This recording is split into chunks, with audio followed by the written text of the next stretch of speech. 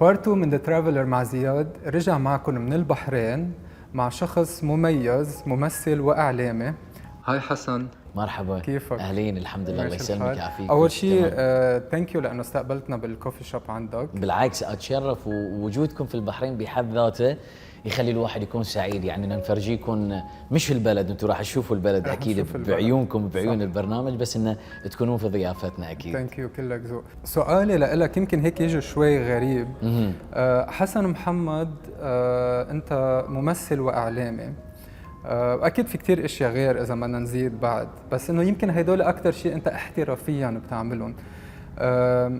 اي وحده اكثر بتحبها، الممثل ولا الاعلامي؟ لا 100% اكيد الممثل، لان انا بدايتي من يوم انا صغير وانا بالتمثيل، يعني عاشق للتمثيل، مجنون تمثيل. بس يمكن انا دخلت مجال الاعلام لان يمكن قله الاعمال اللي صارت في فتراتنا في مملكه البحرين خلتني الجا الى البرامج التلفزيونيه، لان كثير ناس كانوا ينصحوني ان شخصيتك مثلا قريبه للقلب، بتحكي، عندك مضمون، عندك فكر جميل، فهذا اللي خلاني ادخل لمجال الاعلامي ازيد. بس التمثيل هو اكيد راح يظل رقم واحد 100%. واذا قلت لي حتى على التمثيل المسرح ولا التلفزيون راح اقول لك بعد المسرح اكيد. يعني هيدا كان سؤالي الثاني، كنت اقول لك بما انه نقيت التمثيل اي اكثر بتحب، المسرح ولا التلفزيون؟ اتوقع اغلب الممثلين اذا سالتهم السؤال اللي فعلا يحبون التمثيل راح يقول لك المسرح. صح. المسرح عالم مختلف، المسرح انت تقضي فيه وقت اكثر ما تقضيه انت في بيتكم، يمكن في هذه الفتره الزمنيه. المسرح راح تلاقي رده الفعل السريعه من الناس، راح تعرف اذا انت ممثل فعلا جيد ولا لا. شاشه التلفزيون راح تمنع، ممكن تقرا كومنتس من خلال السوشيال ميديا. صح. بس المسرح لما تسمع زقفه الجمهور، لما تسمع ضحكه الجمهور، بيصير عندك حماس، بيصير عندك حماس، وراح تعرف ان انت you are doing something good. فالمسرح جدا مختلف، يعني اجواءه غير، الروح اللي موجوده غير، الحاله اللي تعيشها غير اكيد. حتى انت معروف عنك شغله، انه انت بتزيد بالادوار تبعك، يعني اوقات بتكتب اشياء زياده، اوقات بتزيد كاركتر على الكاركتر تبعك. صحيح. يعني هول كمان فيك تعملهم اكثر بالمسرح اكيد من التلفزيون. زياده راح اقول لك شغله تضحك، انا عامه دائما كانوا يعطوني ادوار الشاب المغرور، الشاب الغني، الشاب المشاغب، ولا مره حدا شاف انه انا فيني يعني الكوميديا، او ان عندي هذا المسار الذي لا يعلم عنه احد. فاضطريت في مسرحيه من المسرحيات ان انا اكتب، لان انا اكتب، كتبت مشهد تمثيلي او مشهدين اتوقع، فاعطيته حق المنتجه. المنتجه كانت فنانه بحرينيه اكيد طبعا، نوجه لها تحيه. في البدايه كانت الفنانه شيماء السبت، وايضا بعدين اشتغلت مع الفنانه سعاد علي وابتسام عبد الله، هم انتجوا مسرحيه. فبس البدايه كانت مع ابتسام، اعطيتها المؤلف قرا قال انت كاتبه؟ قلت له اي. انت راح تعمل كوميدي؟ قلت له اي. شو المشكله؟ تشوفوني وانا اعمل كوميديا. كنت بعد ولا مره عامل ولا مره كنت عامل. فمن هالباب يعني انا خلقت لحالي هيدا الطريق. يعني يمكن كثير من الناس ساعات انا اقول الشخص اذا كان مؤمن في نفسه انه عنده طاقه لا يخبيها، ممكن انه يوضح عنها، يبينها باي طريقه، بشتى الطرق، على اساس يبان، لانه حرام لما تكون عندك موهبه. صح. فبعدين ناس كثار قالوا لي احنا ما كنا نعرف ان انت ممكن في يوم تضحكنا، او ان تكون لهالدرجه فكاهي على المسرح.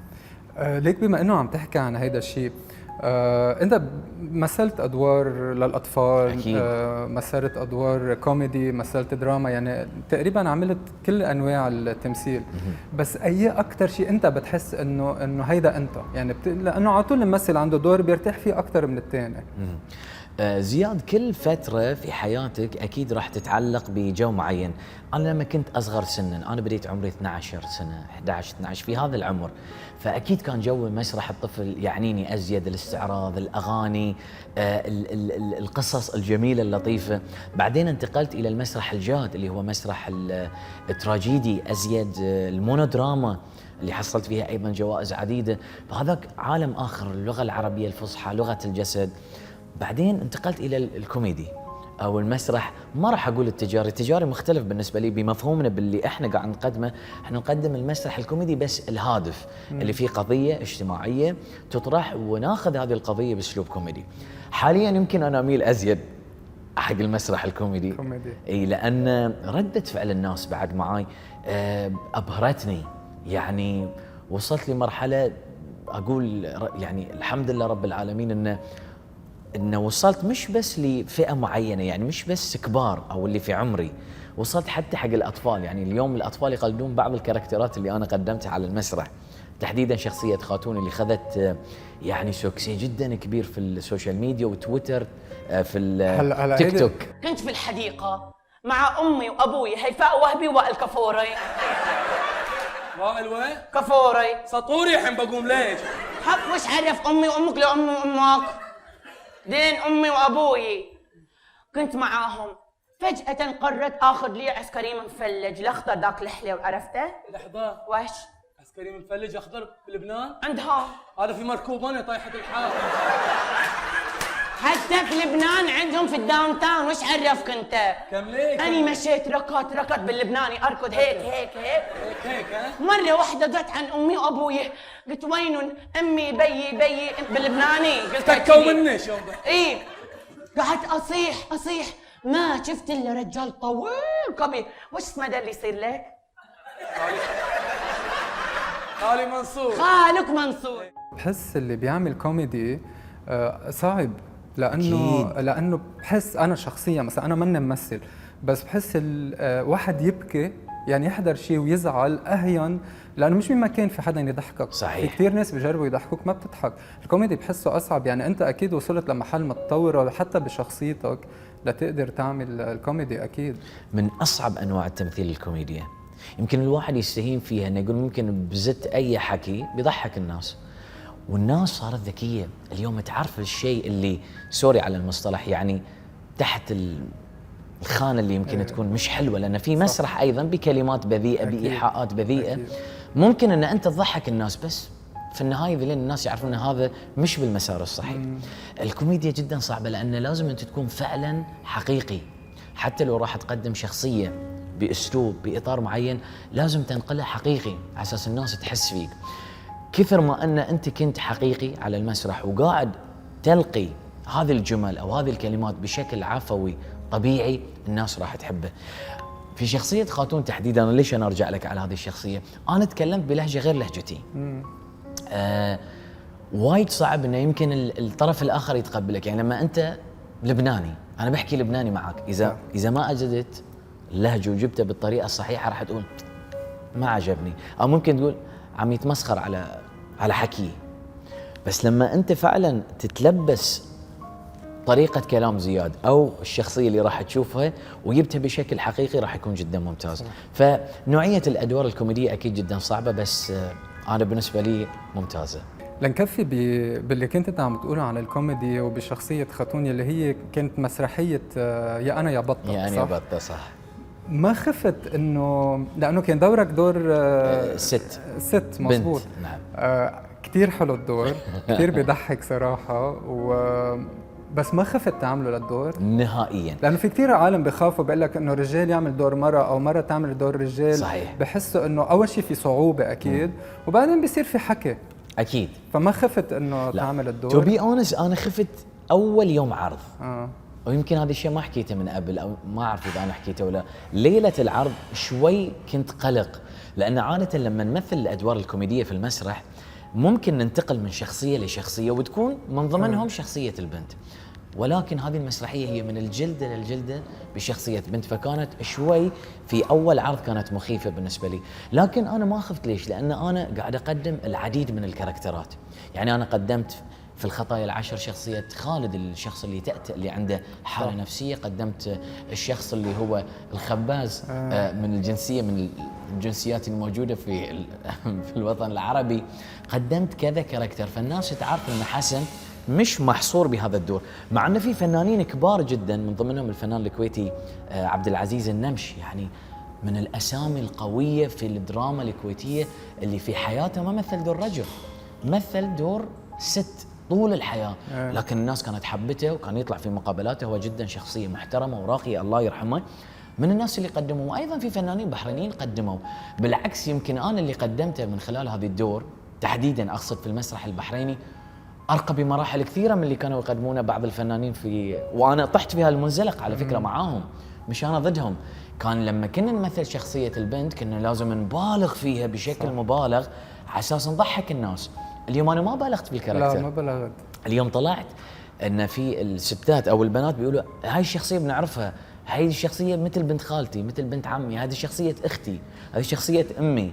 فخلاص هم حسوا ان هذه فعلا شخصيه حقيقيه موجوده، فما كنت خايف. لا. أني في الأساس مو بحرينية، أني لبنانية.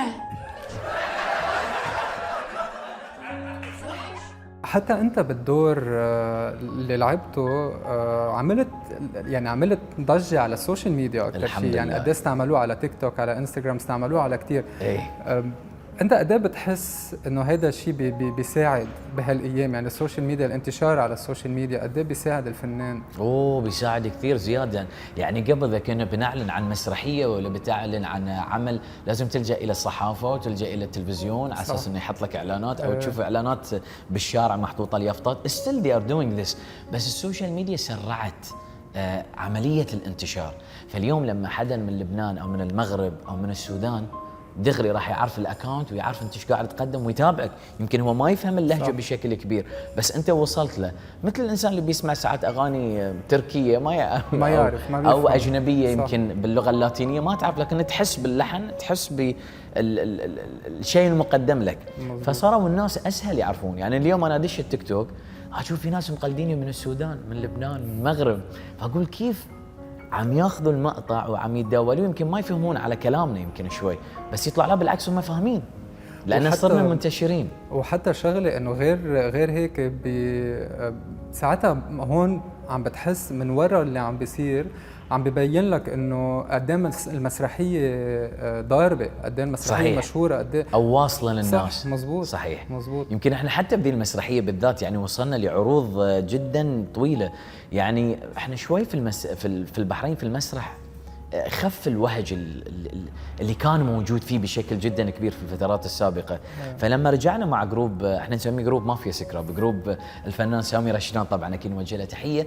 رجعنا بتوليفه جديده، بتوليفه الناس كانت ناطرتها. طرحنا قضايا المجتمع هي نفسها اللي موجوده في البيت البحريني، اللي شنو يصير. فصارت الثقه مره ثانيه في المسرح البحريني. فحتى احنا كجمهور رجعنا الثقه مره ثانيه لهم. كمان بعد عندي هيك سؤال عن التمثيل، لنرجع ننتقل للسفر. نعم. فآخر سؤال عن التمثيل، أي أكتر دور أنت مثلته بتحبه من كل الأدوار يلي عملتهم، بتحسه هيك إنه أنت هيك بتحبه لأي سبب كان؟ والله الصراحة وايد، بس يمكن هم بس نقي دور واحد. نقي، لأنه أنت عامل كتير أدوار. شوف نقي دور واحد. تو بي اونست خاتون. يعني لان خاتون يعني الناس اطفال كبار نساء عجايز الكل يحب ذي الكاركتر، وصاروا بيندهوا يعني بينادوني بنفس الاسم في الشارع. يعني تخيل بسمع اسم خاتون انا افتر ليش؟ اقول لهم ترى عندي اسم، نادوني باسمي عقب اسم الكاركتر، لانه وصل وايد حق الناس. فالشيء لما يوصل وايد على الناس اكيد انه انا بعد قدمته اكيد بشكل يعني الحمد لله يكون زين. فوايد احس ان ذي الكاركتر وصل حق الناس حاليا. يعني انا اقول لك في ادوار كثيره انا حبيتها سويتها، يعني نفس ما قلت لك شخصيه خالد اللي فيه التأتئة، اللي يعاني من الحاله النفسيه، انا كنت وايد احبها يعني وايد، والناس للحين تتكلم عنها. بس يمكن خاتون لان قلت لك انا شوي متجه حق الكوميديا هالفتره ازيد. جود. حميد وين؟ حميد خلفت شبدي. ويش؟ احنا في مطعم في لبنان مو في راس رمان. وايش فيك حق وين قاعد لي على الارض؟ في طاوله من ناكل اقعد عليها. احنا في لبنان. لا احنا في كبت امك. حميد ذبحتني. اقعد على الطاوله هناك مثل الاوادم، اطلب لك شيء، انا قاعده هناك. انت روحي بضبطش، روحي. بس غازلني ان شاء الله. محتاجه. روحي يا حبيب. محتاجه. روحي. محتاجه. بابا. ايه بابا. حمام كثير نظيف، راسين فليت فيه بابا. ايه المطعم كثير منيحه. لا مزوق. مزوق. طيب لننتقل لموضوع الحلقه يلي هو السفر. قد ايه بتحب السفر؟ اوه كثير كثير. ورحت دول وايد حلوه. شو أكتر بلد بتحبه؟ أكتر بلد رحت عليه وحبيته؟ شوف يعني أنا رحت وايد، رحت مالديف، رحت تايلاند، رحت تركيا، رحت الدول العربية على فكرة بعد جدا جميلة. يعني زرت لبنان، رحت المغرب، كل واحد بحضارته وجوه. المالديف حبيته، بس تو بي اونست المالديف أكثر من 3 أيام لا. صح كمان. يعني 3 أيام تستمتع بالجو، بس الأجواء حلوة. حبيت المغرب كثير. المغرب. الحضارة اللي موجودة فيها، الأسواق. ومن الخليج حبيت عمان كثير. عمان. سلطنة عمان يعني بلد جدا جميل صراحه يعني. فعندي من كذا مكان. هو صعب الواحد ينقي بلد واحد، يعني بحس هذا السؤال صعب، بس حلو واحد هيك يعرف الشخص الثاني شو توجهاته بالسفر. اي في شي بلد حابب تروح عليه بعد ما رحت عليه؟ ايه اسبانيا. اسبانيا. اي والله خاطر اروح اسبانيا اتعرف على الحضاره اللي موجوده عندهم، الفنون الجميله. انا من النوع اللي يعني احب اطلع حتى على الفن اللي مش المسرح، يعني احب اشوف حضارته. I'm old style على قولتهم، احب اروح اشوف. يعني في ناس بدون الاسواق كثير، بدون الطلعات، صح. عرفت النايت عرفت. انا لا، بالنسبه لي انا احب اشوف حضاره البلد نفسها. هيك. احب اروح الاسواق القديمه، احب اتعرف على الفنون اللي موجوده. يعني اسبانيا خاطر اشوف الفن وعلى الاسباني شلون، المتاحف وعلى هذه الاشياء. يعني وايد في خاطري انه انا اروح اسبانيا صراحه. بلكي نروح شي مره معاكم. اكيد. لا اكيد، انا كل ضيف بقعد معه بقول لي بلكي بنعمل هيك وبنروح سوا، انه ايه انا دغري بتحمس وبتسائل يلا انها تصير. اكيد خلينا. إن شاء الله. ليه لا نصور احنا مع بعض في اسبانيا. اكيد يلا ان شاء الله. ليتس دو ات. اخر سؤال لنا، شي مرة سافرت وصار معك شي موقف هيك يمكن محرج او بضحك، او صار معك شي موقف وقت سافرت؟ شكله ايه. صار موقف مخيف زياد، مخيف. اوكي. راح اقول لك اياه على السريع. يعني يمكن هلا يمكن عم تبسم، بس في لحظتها كانت مصيبه. في مره من المرات كنا احنا في دبي، وفي اثنين يعني كابلز متزوجين من الجاليه الافريقيه جايين يحتفلون بعيد زواجهم. اتوقع ال40، يعني ما شاء الله عمر كبار بالسن. وانا سبحان الله شفتهم في اللوبي ولابسين اللبس الافريقي مع بعض. فجأة ان انا الساعة 9:30 بالليل عم اسمع واحدة تصرخ في الممر، help me help me help me. قلت هذا حدا بيقتل حدا، شو الموضوع؟ طلعت لوحدة منهارة بكي انه my husband is dying my husband is dying. ومسكينة وهي طالعة انقفل الباب بوجهها بالكرد، وهلا الرجال جوا، صار هو جوا وهي صارت برا، وانا صرت في حاله مش طبيعيه. فركضت على طول على الريسبشن، مع ان التليفون اقدر افوت على غرفتي، بس من الارتباك نزلت على الريسبشن، فتحنا الباب شفنا الراجل يعني عم ينازع. اي وانا حاضر الموضوع. الشيء الغريب في الموضوع سحبت ايدي وقامت قامت يعني تناجي إله عندهم. وانا ضايح في الطوش، يعني انت تناجين مين؟ فقالت لي براي. قلت لها براي اي ويل براي فور ماي جاد براي. تعرف الموقف في لحظتها، فانا يعني عم سمي عم اقرا وهي عم تستحضر ارواح، عم تحكي وعم تناجي. فجأة قلبت كوميديا، عم تحكي معه انه you're not going to die today. انا طالع هذه مسرح مونودراما ايش المهم للاسف يعني الشخص توفى قدامنا. وكان موقف يعني غريب وكان مخيف في نفس اللحظة. فيمكن اتوقع يمكن توقعت موقف كوميدي صح؟ فقلبت لك على حزن ودراما صح؟ لا يعني غريب، هو بلش انه حسيت شوي بضحك اول شيء، بس بالاخر توفى. لا توفى. بعدين المضحك عندي انا كان عندي صديقي كان معي، فرحنا الريسبشن تحت، قلت له هم مشوا. هذه ثاني يوم الصبح قال ايه طبعا السفاره وخلصت الامور. فقاعد اقول حق صديقي في القداس عندهم يعني لما بيكون راح تحكي عنه، عاده بيحكوا انه صار هيك. قال لي انت هلا يعني من صدقك قاعد تفكر انه هل راح يحكوا؟ لان احنا ساعدناهم نحن كنا موجودين في هاللحظه، راح يحكوا عنه ولا؟ عموما يعني هذه هو من المواقف اللي صارت. يعني صراحة إن شاء الله ما ينعاد هالموقف. موقف بس يعني على أساس يكون عندك موقف ما بينتسى هذا الموقف 100%. هذه موقف من المواقف الحياة اللي مستحيل أنساها، وبرجع عيدها لأصحابي لما حدا بيحكي عن السفر. وأتوقع أنت ما راح تنساها، لأن أتوقع الواحد راح يقول لك يمكن يصير خبرها أنه قصتي. إيه حلو. لأن أتوقع لو بيقول لك عن السفر حدا انسرق صح، حدا انكب عليه شيء بالغلط بس انت راح تتذكر موقف حسن ذي الى الابد. انا متاكد زياد. صح. حسن ثانك يو عن جد، ثانك يو على المقابله الحلوه، كانت سريعه بس كانت حلوه ومفيده، وحكينا يمكن عن كثير اشياء. حبيبي ثانك يو كثير، وثانك يو ان استقبلتنا عندك بالكوفي شوب كمان. شكرا لكم انتم صراحه. انا اليوم جدا سعيد ان قدرت اتلاقى معاكم، وان شاء الله تطلع حلقه جدا خفيفه وحلوه حق الناس. واتمنى تحبون البحرين، والبحرين بلدكم اكيد. ثانك يو. مشاهدينا، نحن اليوم حلقتنا خلصت مع حسن محمد. ان شاء الله تكونوا استمتعتوا فيها، وانا اكيد برجع بشوفكم نكست ويك بحلقه جديده من بلد جديد. باي باي. على فكره ذي ينباع بالسوق كم؟ دينار ونص، انا ابيعه ب5 ربيات بس عشان البحرينيين اعرف ظروفهم. الحكومه تقول 180 فلس. ايه الاسعار غير عندنا، ايش فيك حبيبي؟ السوق ما في. يعني انت خميت اللي في السوق كله صار عندك؟ اي حبيبي اي طلبات انا موجود. ما شاء الله عليك.